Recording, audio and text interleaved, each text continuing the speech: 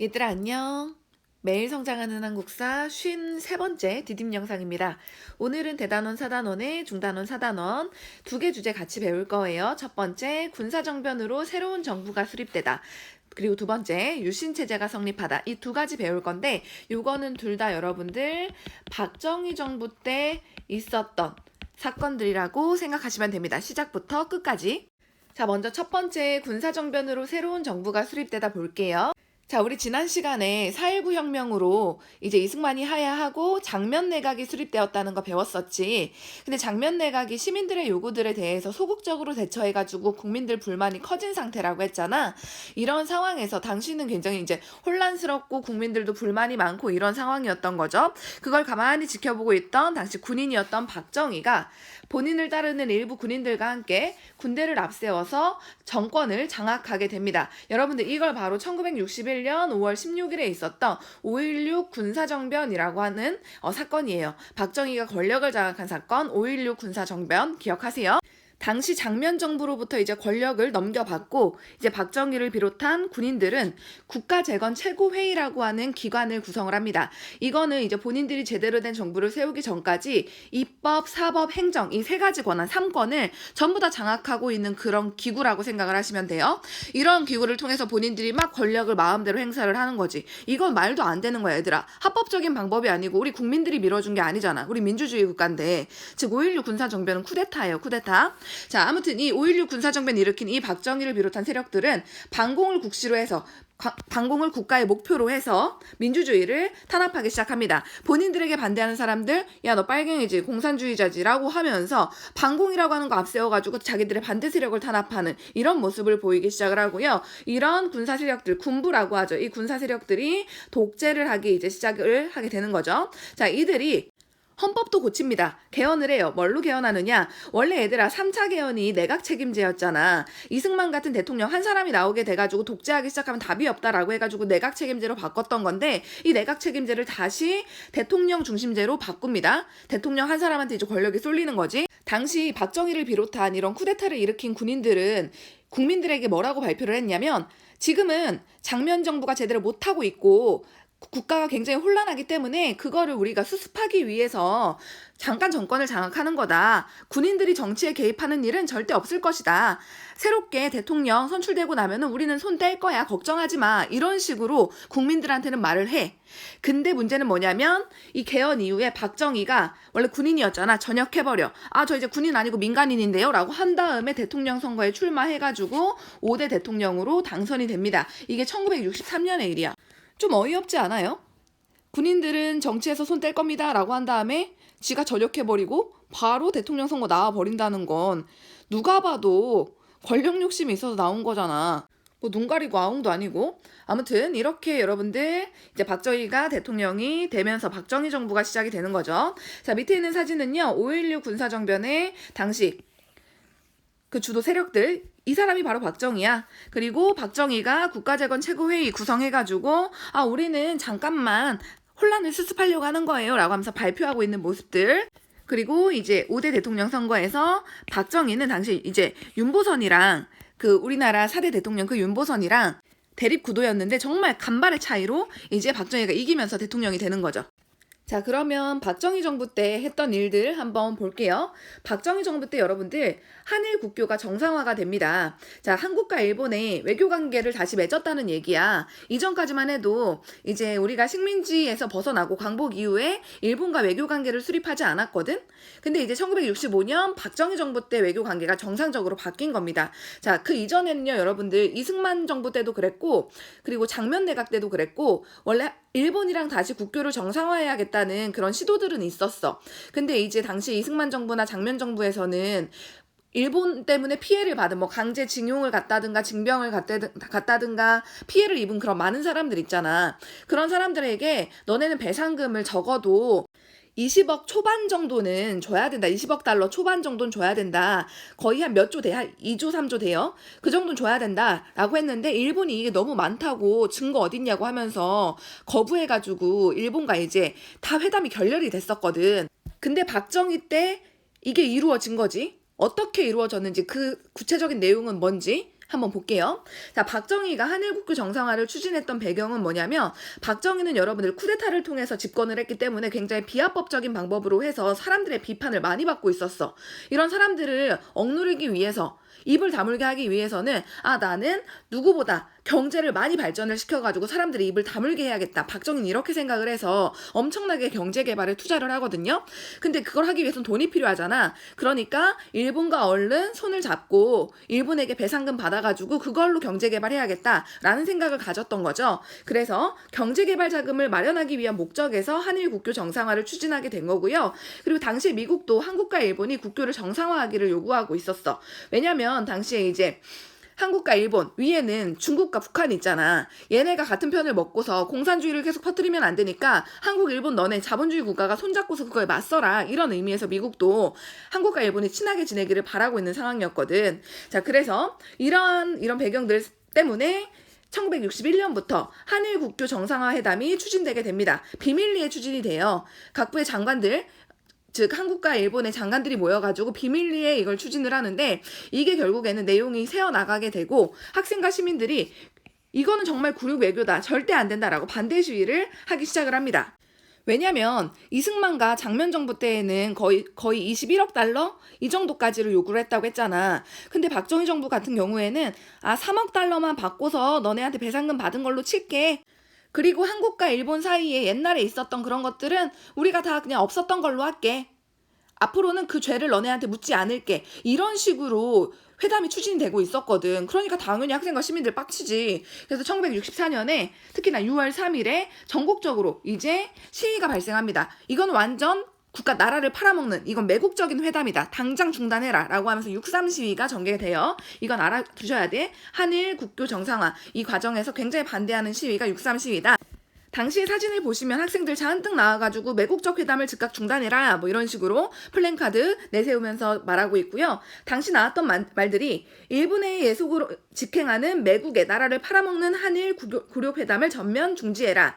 5월 군사정부 즉 박정희 정부는 5.16 군사정변이야. 이거 이래의 부정부패, 독선무능, 극악의 경제난, 민족분열, 굴욕적 한일회담 등 역사적 범죄를 자인하고 스스로 인정하고 국민의 심판에 붙여라. 이런 식으로 막 사람들이 시위를 하니까 정부가 뭐를 하냐면 야, 너네 학교 나와가지고 시위나 하고 있고 이 새끼들 학교 다 쉬어버려 나오지 마. 휴교령을 내리고요. 그리고 계엄령을 내려가지고 모든 권한들을 이제 기본권을 억누르기 시작합니다. 이런 거 선포하면서 이제 시위를 진압하기 시작을 하고요. 사람들을 억누른 상태에서 결국에는 1965년에 한일협정이 체결되면서 한국과 일본의 외교가 정상적으로 다시 이루어지게 되는 거죠. 자, 한일협정 내용을 보시면 제1조 양체약 이 조약의 당사국 한국과 일본 간의 외교 및 영사관계를 수립한다. 즉 다시 외교하겠다 이 소리야. 국교 정상화한다. 양체약 당사국은 즉 한국과 일본은 대사급 외교사절을 지체 없이 서로 교환한다. 제2조 1910년 8월 22일 얘들아 이거 대한제국이 일본에게 나라를 빼앗겼던 그 조약이잖아. 1910년 한일 병합조약. 그거랑 그 이전에 대한제국과 대일본제국 간에 체결된 모든 조약 및 협정이 이미 무효임을 확인한다. 이전에 체결된 그런 조약들 그래서 받은 우리 민족의 피해들 더 이상 묻지 않겠다. 이 소리거든? 지금 이 조약에 사인하고 있는 박정희의 모습이야. 자, 이게 뭐가 문제가 돼? 아까도 말을 했잖아. 진짜 배상금 많이 받아야 되는데 진짜 조금밖에 못 받고 원래 기본적으로 우리가 요구했던 게 21억 달러인데 그거보다 원래 훨씬 많이 받아야 돼. 근데 딱 3억 달러만 받겠다라고 하고 앞으로 식민지배에 대한 사과 받은 걸로 칠게. 정작 피해 받은 사람들 사과 받지도 못했는데 그리고 배상 문제도 이걸로 다 배상 받은 걸로 할게. 그리고 독도는 누구 땅이고 막 이런 것들 독도 문제도 제대로 해결 안 해놨어. 개판 난 거야. 그냥 돈만 조금 받아 먹고 정말 매국적인 회담 그 자체야. 개판이지. 그러니까 아직까지도 일본이 1965년에 체결한 한일협정으로 우리는 돈 다 냈고 더 이상 너네 우리한테 죄를 묻지 않겠다고 했잖아 라고 하면서 우리가 위안부 문제 이거 사과해라 라고 하면은 우리 이거 옛날에 다 끝난 문제야. 65년 박정희 정부 때 끝났어. 이런 식으로 일본이 나오고 있는 게 박정희가 이 짓거리 해가지고 그래. 자, 그리고 여러분들 박정희 정부 때 세계적으로 어떤 사건이 있었냐면 베트남 전쟁, 월남 전쟁이라고도 하죠. 베트남에서 전쟁이 발생을 해요. 당시에 베트남은요 갈라져 있었어. 북베트남 같은 경우에는 소련과 중국이 지원하고 있는 공산주의 국가였고 당시 남베트남 같은 경우에는 미국이 지원하고 있는 자본주의 국가였어. 근데 이 두 베트남이 싸움이 터진 거야. 마치 우리 6.25 전쟁처럼. 자, 그걸 베트남 전쟁이라고 하는데 이때 미국이 요청을 합니다. 남한아, 대한민국아, 우리 좀 도와줘. 너네 자유민주주의 국가잖아. 공산주의로부터 이 자본주의 국가, 이 자유국가 이거 수호해야 되는 거 아니야? 지켜야 되는 거 아니야? 라고 하면서 요청을 하니까 이걸 받아들여서 이제 박정희 정부가 베트남에 32만 명의 한국군을 파병을 합니다. 당시 보시면 여러분들 이기고 돌아오라, 우리 국군 가는 곳 승리뿐이다, 뭐 이런 식으로 하면서 베트남 파병 가고 있는 우리의 부대의 모습이 이렇게 나와 있고요.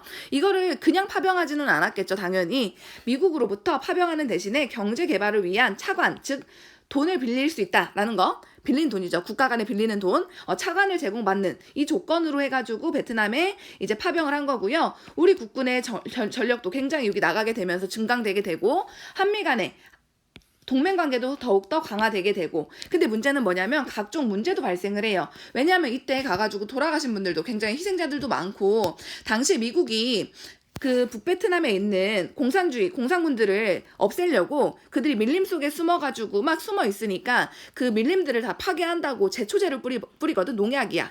그걸 고엽제라고 하는데 이게 너무 독하다 보니까 이거 주변에 있었던 사람들이 이게 인체에 침투하면 암이나 뭐 마비 같은 게 온대요. 이것 때문에 고엽제 피해자들 우리나라에도 굉장히 많고요. 베트남은 말할 것도 없이 많고, 그리고 우리 군인들이 베트남에 가가지고 베트남 여성들과 뭐 관계를 맺거나 결혼을 하거나 라고 해가지고 나온 그 호녀라들이 있어. 베트남과 한국인 호녀라, 라이따이안이라고 하는데 이들도 문제가 돼요. 왜 문제가 되냐면은 거기에서 이제 임신을 시키고 아이를 낳았으면 그걸 책임을 져야 되는데 다 버리고 그냥 다시 한국으로 돌아오는 이런 남자들이 많았던 거야. 그래서 베트남에는 라이따이안이라고 해가지고 베트남 한국 혼혈 아빠가 없는 이런 사람들이 정말 많아요.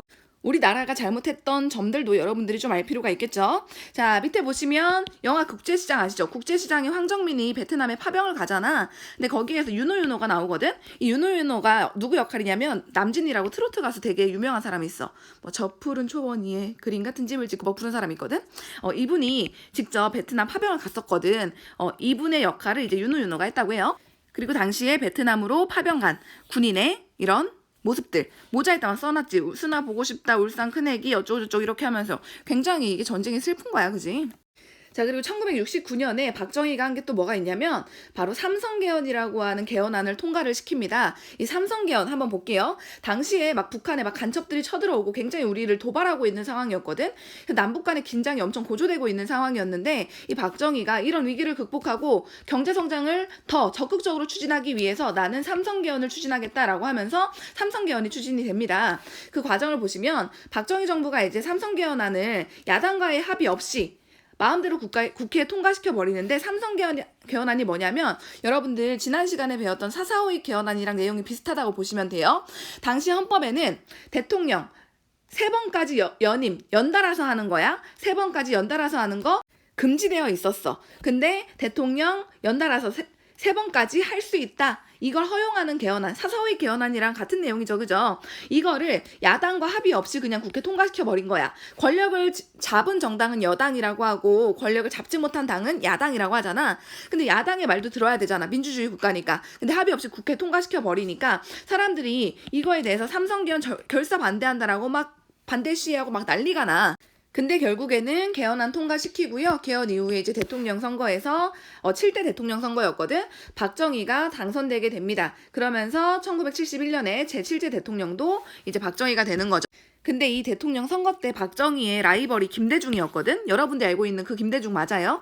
근데 박정희가 당시에 대통령 선거에 당선되기 위해서 진짜 막 지역 감정 조장하고 막 온갖 짓거리를 다 했단 말이야. 그랬는데도 불구하고 당시 표 차이가 얼마 안 났어. 53% 대 45%니까 이 정도면 진짜 얼마 차이 안 나는 거거든. 그때부터 박정희는 이 김대중을 자기의 정말로 숙적 라이벌이라고 생각하고서 엄청나게 견제를 하기 시작을 합니다. 자, 이제 두 번째 유신체제가 성립하다 볼게요. 요것도 여러분들 박정희 때 일이야. 유신체제의 성립 보면 이거 유신체제가 뭔지 본격적으로 배우기 전에 당시의 국내외 상황을 한번 볼게요. 자, 국외에서는 미국 대통령 닉슨이 독트린, 외교 방향을 발표를 해. 독트린은 외교 방향이야. 이 닉슨 독트린의 내용이 뭐냐면 앞으로 미국은 아시아에 대한 군사적인 개입을 포기하겠다. 앞으로 아시아에는 우리가 군사적으로 도와주는 게 아니라 경제적으로만 도와주겠다. 만약에 뭐 공산주의 국가, 자본주의 국가 싸우게 되더라도 우리는 군사적 개입 안 하겠다. 앞으로는 좀 평화롭게 지내보겠다. 이렇게 말을 한 거거든. 이거는 즉 이제 더 이상 군사적 충돌을 피하고 평화롭게 공산주의 국가도 우리는 사이좋게 지내고 싶다라고 하는 선언이라고 생각하면 돼. 이거 발표한 이후부터 이제 냉전 체제가 완화되게 됩니다. 완화되고요. 그리고 베트남에서 미국도 미군을 철수하고 그리고 한국에 있는 주한미군도 감축해버려. 즉 우리는 북한이나 아니면은 중국이나 소련한테 이제 우리는 좀 사이좋게 지낼 생각이야. 이렇게 보여주는 거거든. 미국이. 냉전 체제가 완화되고 좀 긴장이 풀리고 있는 가운데 국내에서도 박정희가 1971년 7월 4일에 남북 공동성명을 발표를 하게 됩니다. 당시에 여러분들 냉전 체제가 완화되고 있었잖아. 이제 공산주의, 자본주의니 뭐니 하면서 이제 싸우는 게 점점 풀리고 있으니까 박정희도 본인이 장기 집권하고 있는 거 그 반발 억누르고 그리고 국민들은 언제나 늘 안보가 불안하단 말이야. 우리의 안전이 보장될 수 있을까?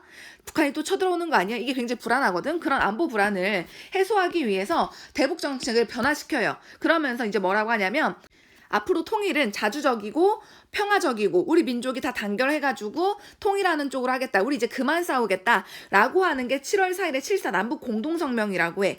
밑에 있는 여러분들 사진 보시면 이걸 발표하고 있는 이후락이라고 하는 중앙정보부장 그리고 당시에 이 북한의 박성철이라고 하는 사람과 박정희 대통령 실제로 만나서 악수까지 하고 있는 모습. 이거 굉장히 이례적인 모습이야. 냉전이 풀리고 있다라는 거 보여주고 있는 거지.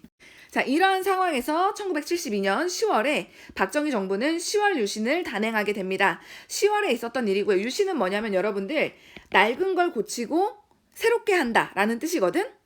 이게 무슨 말이냐면 이제 냉전 체제가 풀리고 7.4 남북 공동성명도 발표를 했잖아. 그러니까 우리는 남북 통일을 위해서는 사회 질서를 안정시켜야 된다.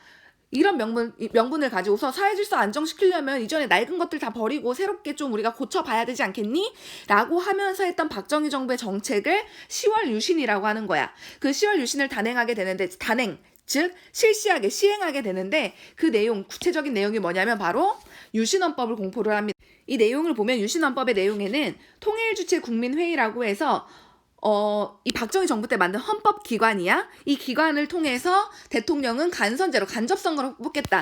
즉 통일주체 국민회의라고 하는 곳에 속한 사람들이 대통령을 간접선거로 뽑는 거야. 국민들이 직접 뽑는 게 아니라. 근데 문제는 통일주체 국민회의의 가장 우두머리가 누구냐면 박정희야. 그러니까 박정희의 모든 감시 아래에서 대통령도 뽑게 되는 거지. 자, 그리고 당시에 대통령의 임기는 4년이었거든. 근데 대통령의 임기를 6년으로 연장시켜. 그리고 긴급조치 선포권이라고 해서 말 그대로 긴급한 상황이 있을 때 대통령이 신속하게 조치해가지고 국민들의 모든 기본권을 제한할 수 있는 권한이야.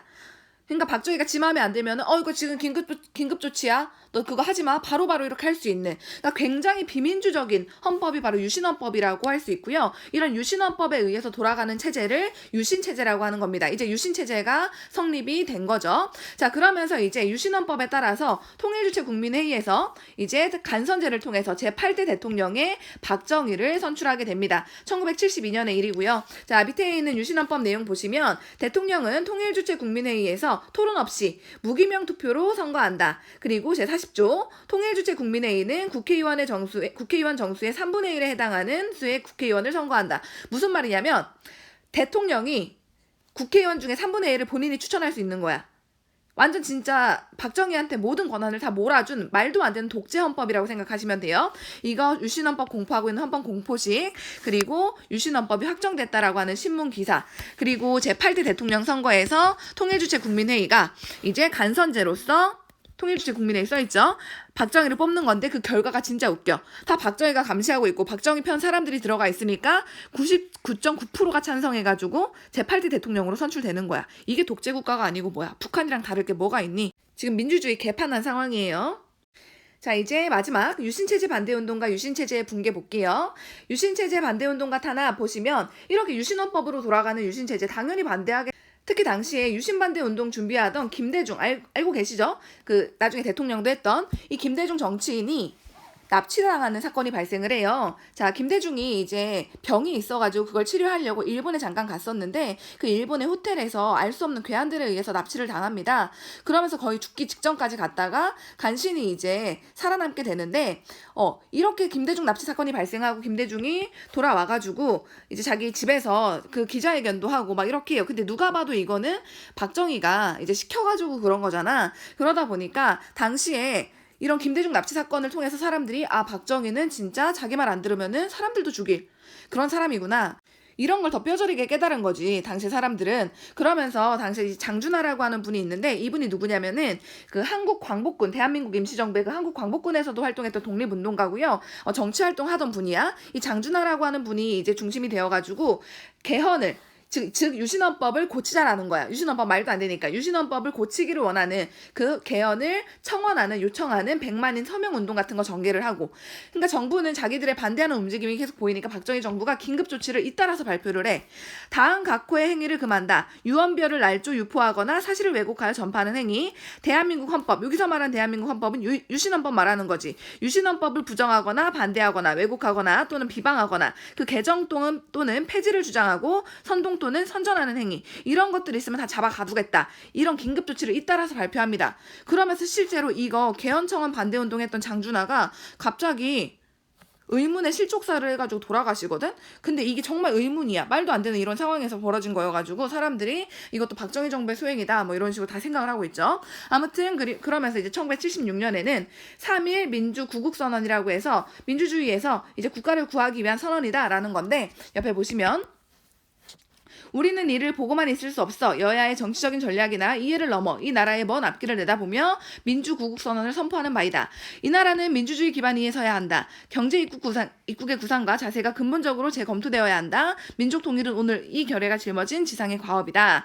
이렇게 하면서 민주주의를 요구하는 이런 선언들 하기 시작을 하는 거죠. 그리고 이런 식의 시위도 계속적으로 전개합니다. 김대중 선생 석방해라, 김지한 시인 석방해라, 긴급조치 해제해라, 구속학생들 석방해라 라고 하면서 유신 반대 운동하는 사람들 다 잡아가뒀으니까 석방해라 이런 것들 하는 거죠. 자, 이렇게 유신 반대 운동이 전개되고 있는 상황에서 당시에 YH 무역 사건이라고 하는 사건이 하나 터져요. YH 무역 사건이 뭐냐면 YH 무역이라고 하는 무역 회사가 있어. 근데 이 무역 회사가 안에 워낙에 이제 썩었고 비리가 많다 보니까 이제 회사를 더 이상 운영할 수 없어서 당시에 일하고 있던 여성 노동자들을 단체로 이제 해고를 시켜버리는 그런 사건이 발생을 한 거야. 근데 이 당시 이런 여성 노동자들은 정말로 가족들을 먹여 살리려고 막 시골에서 상경하고 이런 사람들이거든. 근데 갑자기 회사 사정으로 잘리게 되니까 이 노동자들이 다 같이 모여. 어디로 모이냐면은 신민당이라고 하는 당시에 정당이 있어. 신민당에 그 사무실, 신민당 당사로 모여가지고 다 같이 배고파서 못 살겠다. 먹을 걸 달라. 우리를 왜 갑자기 자르냐라고 하면서 엄청나게 이제 여성 노동자들이 항의를 합니다. 근데 이거에 대해서 당시 정부가 이걸 얘기를 들어주고 받아들여주고 해야 되는데 이렇게 경찰들을 투입해서 강제로 잡아가 버리고요. 이 진학 과정에서 이분이 이 YH 무역에서 일했던 22살의 김경숙이라고 하는 분이거든. 이분이 이 진학 과정에서 결국에는 이제 사망하게 되는 사건까지 발생을 해요. 이러면서 이거에 대한 국민적인 분노가 엄청나게 커가는 가운데 당시에 이 여공들이 시위를 했던 곳이 신민당 당사라고 했잖아. 근데 당시 신민당의 총재가 누구였냐면 신민당 우두머리가 바로 김영삼이었거든. 나중에 대통령 하는 그분 맞아요. 이 김영삼이 이 여공들에게 본인들의 사무실을 내어줬다라고 하는 것 때문에 당시 이 박정희 정부에서 김영삼을 국회의원인데 국회에서 제명시켜버려. 이름을 빼버린다는 소리야. 그러니까 이제 너무 이제 박정희 정부가 하는 게 지 맘대로잖아. 그러니까 당시에 부산이랑 경상남도 마산에서 이거 유신 철폐해야 된다. 독재 반대한다라고 하는 시위가 발생을 합니다. 이걸 여러분들 바로 알아두셔야 돼. 부산과 마산에서 발생했다고 해서 부마 민주항쟁이라고 해. 즉 부마 민주항쟁은 YH 무역사건 그리고 김영삼 국회 제명 사건, 요게 직접적인 계기가 되어가지고 발생한 유신반대 운동, 유신반대 시위라고 생각하시면 됩니다. 그래서 마산역에서 사람들 이렇게 있고 당시 진압하고 있는 이 경찰들 모습들, 당시 이렇게 부산의 시민들 모습도 이렇게 남아있어요. 자, 이제 마지막입니다. 유신체제 붕괴 볼게요. 방금 봤던 이 부마 민주항쟁이 정말 걷잡을 수 없이 커지고 이게 전국적으로 확산되려고 하는 이런 조짐이 보이는 가운데 이걸 어떻게 처리할 거냐 가지고 권력자 간의 내분이 발생을 해. 그러면서 결국에는 12.6 사태가 터지게 되는 겁니다. 1979년 10월 26일에 있었던 일인데요. 이게 뭐냐면 박정희가 결국에는 본인과 대립하던 중앙정보부장 김재규의 총에 맞아가지고 살해당한 사건, 이걸 바로 여러분들 12.6 사태라고 합니다. 그러면서 박정희가 죽었으니까 당연히 박정희가 이끌던 이 유신체제도 붕괴되고 마는 거죠. 자, 당시에 이 사건이 있었던 공정동이라고 하는 가옥의 안에서 이 사건 발생 현장의 모습, 피가 지금 낭자하고 있죠. 그리고 이 사람이 김재규야. 이건 박정희는 아니고 현장 검증하고 있는 모습이야. 이런 식의 상황이었다라고 현장 검증하고 있는 모습. 당시에 신문에 대서특필된 박정희 대통령 서거했다라고 하는 이런 신문들. 이렇게 이제 박정희 정부는 끝나고 맙니다. 자, 이렇게까지 해서 여러분들 박정희 정부 내용 오늘 한 장으로 다 본 거예요. 자, 오늘도 고생하셨습니다.